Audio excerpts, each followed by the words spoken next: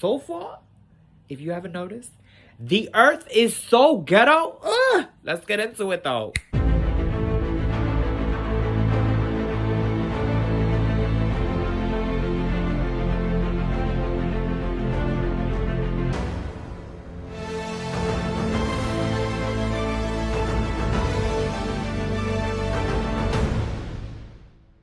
Being human is mad ghetto. Like, it's just, el mundo está para botar, mi amor. And aside from just all that we have to deal with on this floating rock, we have to deal with each other, tolerate each other. And then we have to tolerate people that are not even like us at all.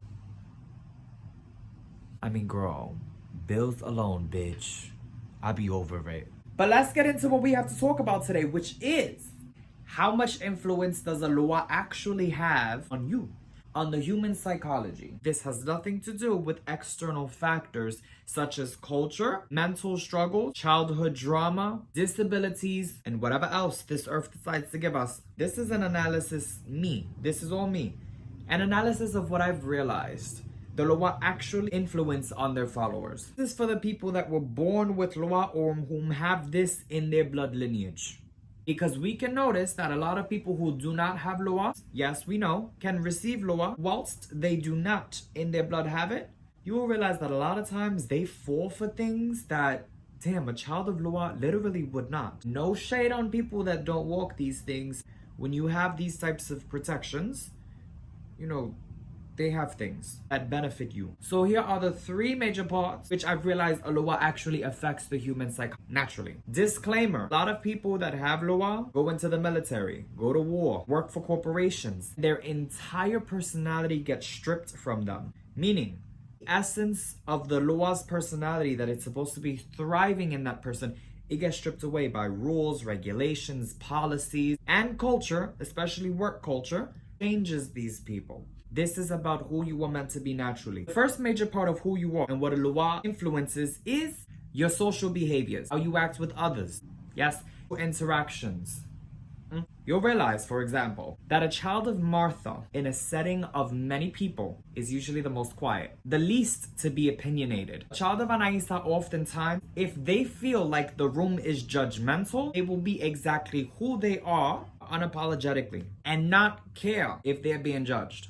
In fact, they may even presume passive aggressiveness towards the attitudes of the room. A child of Beli Velkan, depending on the energy, will assert themselves in moments in which they feel that the room is tense. Oftentimes, they love and enjoy to break the ice or to cut the tension in half by saying a joke or just something that can, soften the mood.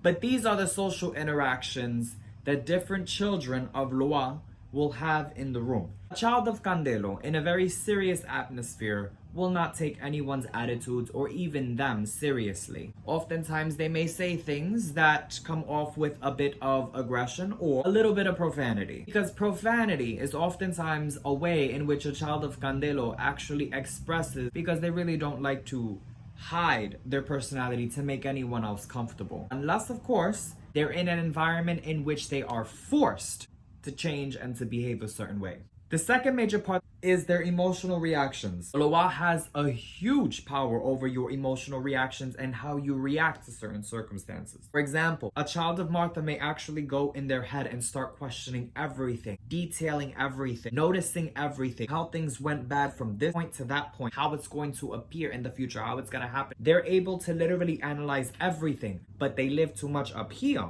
during times of stress. Oftentimes, a child of Martha really keep quiet until they bottle a lot up and then they explode and they bite back hard. Facts with proof. And when a child of Martha truly feels a certain way, they will absolutely put it all on the table. And everybody's getting their head chopped off, metaphorically speaking. A child of Grede, for example, times of high stress, they go out and do things to solve their problems. The children of Gede do not like to live and dwell in their problems. Sometimes, however, Their behaviors to get out of their problems may not be the smartest, may not be the most logical or the most agreeable to most people. In times of money or financial crises, may turn to gambling, they may turn to illegal activities. Many would turn to the occult, many would turn to wisdom and to knowledge, many will turn to witchcraft, lottery, many will turn to many different things, but a lot of them will turn to the easiest way to get the most money fast. They hate living in their problems and having to wait long periods of time structurally to get their shit done. If they can get it done quickly, they don't care what they have to do, they will do it to get their problems out of the fucking way. Child of Ogu, however, in contrast,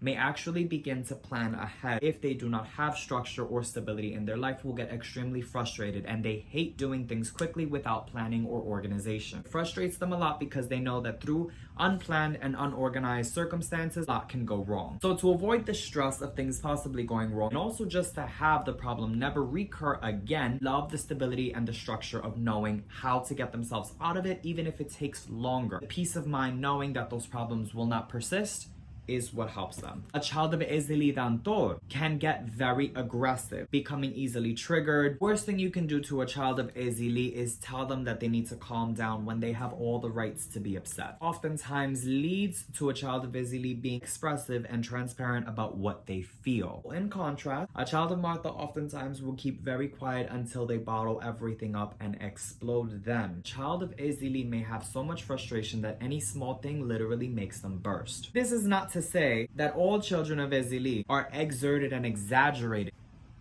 They are just far more expressive than many other children of different Loa. The third major part that a Loa influences over you is how you satisfy yourself and what brings you personal joy. A child of Anaisa Pie will enjoy looking their best. They don't have to wear the most luxurious things, even though that would be nice. But having stability in all their life, such as knowing that they can get to and from easily with a car, or having the stability of their home, a job, having, clothing on their back, all of these things bring them great satisfaction. That is something that they aspire to have, acquire, and keep just because they love stability, as well as looking good. Also enjoy taking care of themselves, whether it's the skin, the physique, or their own personal mental health. Child of Santa Malta and a child of Believelcan enjoy similar to the same things. Enjoy time alone to just kind of get their thoughts together and just have peace of mind by themselves. They hate people that are actually too clingy, that don't let them breathe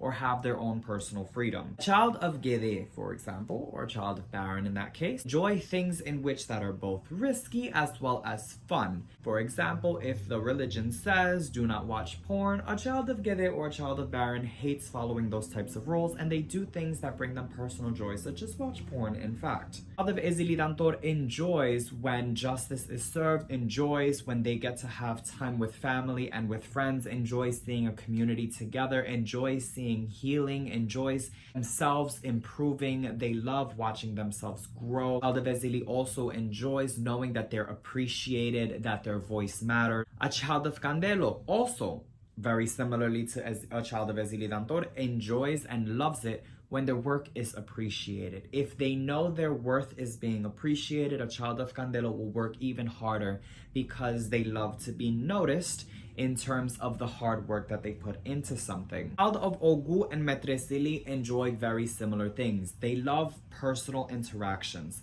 They also love luxury, the both of them. A lot of them you can find love name brands. Similar to children of Gede and children of Baron. Love expensive things. They love things that look good on them. They love personal joy by having personal relationships with people. Children of Metresili, if you really want to make them happy, they love to be loved. Some of these Loa, especially children of Loa, enjoy partying, such as Anaisa, Gede, Candelo. They enjoy fun. And for some people, depending on their low personal satisfactions that go into things like having, amazing clothes, having, plants around the home. Noticed that a lot of children of Anaisa enjoy plants in their home. Children of Believelcan enjoy traveling and seeing new sights. These are personal satisfactions to who they are meant to be. Children of Metresili love a lot of fragrances or things that look pretty and things that look nice. Of Martha love, knowledge. They love living life and having amazing, stable relationships. So these are the three major factors that go into what Olowa actually influences in your life. Olowa does not influence or cause someone to like a certain age. They have no influence over your sexual orientation. They have no influence over what turns you on. Sex and sexuality have nothing to do with any of these influences when it comes to who you like or what you like in this life. That is all entirely based on your own biology. So for a lot of people wondering how much does Olowa actually influence, well, has everything to do with how much you have allowed life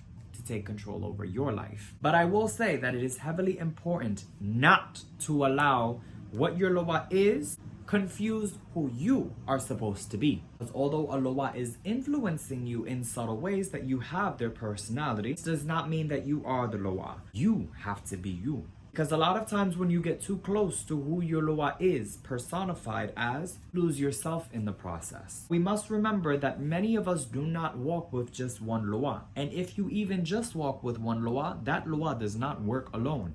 There is a balance. That Olowa also has a masculine and a feminine side, both to themselves and to whom they walk with. Masculine and feminine energies have nothing to do with gender. It has everything to do with assertion and reciprocation. The energy of assertion based on one Olowa is how you project onto others, and the energy of reciprocation is how you receive information or how you receive things, and then that is filtered within your own bias and within your own personality. So I hope this helped those of you wondering how much does Olowa influence you.